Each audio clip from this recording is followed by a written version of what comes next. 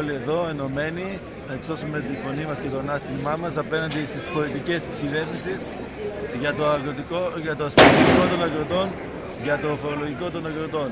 Όλοι μαζί, όλη η Ελλάδα, κάθε χωριό, κάθε πόλη θα βγει στους δρόμους.